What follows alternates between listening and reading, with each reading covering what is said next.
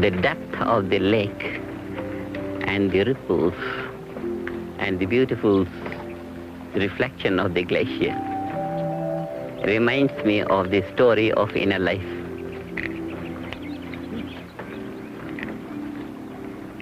The mind is deep like a lake.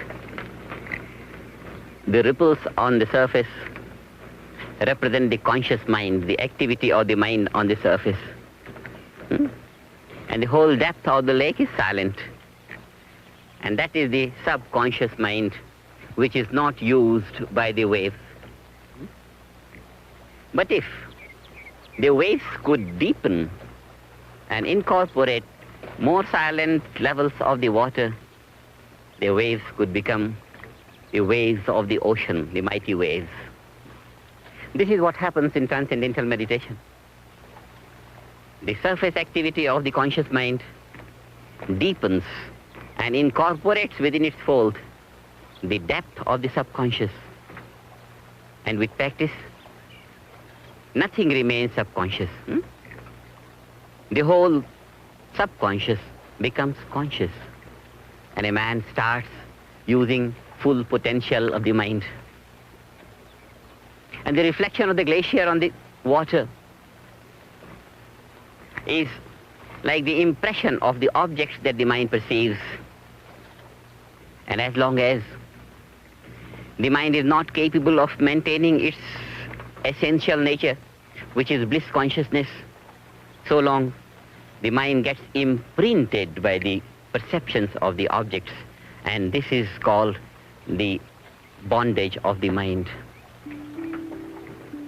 The mind loses bliss consciousness and gains the joy of the reflections of the world, the joy of the relative order, losing the bliss of the absolute, eternal being.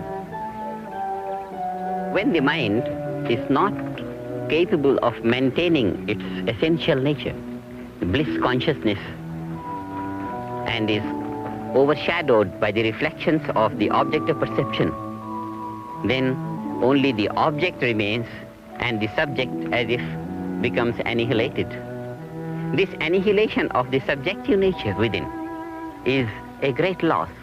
It's a loss of eternal bliss at the cost of temporary joys. Such a life where the value of the matter dominates is called material life, and the spirit gets annihilated. But when through the practice of transcendental meditation, the mind goes deep within to the source of thought, transcends the thought and gains bliss consciousness, and is capable of maintaining that even when it comes out into the worldly experience of objective nature, then it is called spiritual life, that the spirit is not capable of being overshadowed anymore by the objective experience. And this is spiritual life. This is life in eternal liberation. And without this, life is in bondage, a great loss, as if loss of £1 billion and gain of 1,000,000.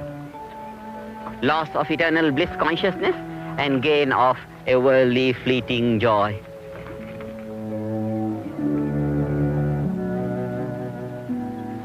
The vision of the lake brings about a great teaching of spiritual life.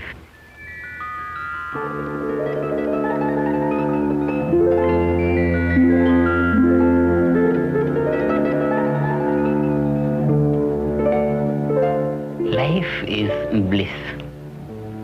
It's pure existence. Just like the flower is the sap.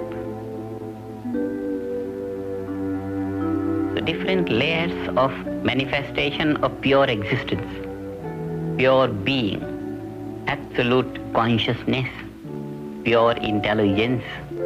This is what life is. And as it expresses itself, it expresses in layers of existence, layers of energy, layers of intelligence, layers of bliss, happiness. This is life.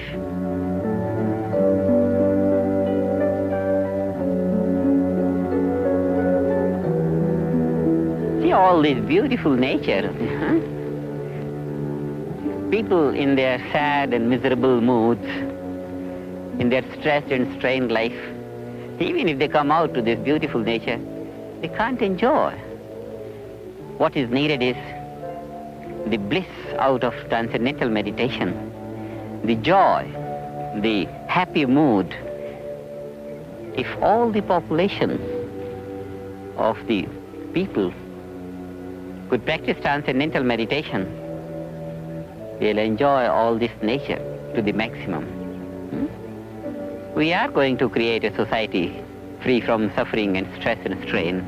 And then really the gift of God on earth, such pretty nature, will be enjoyed by everyone.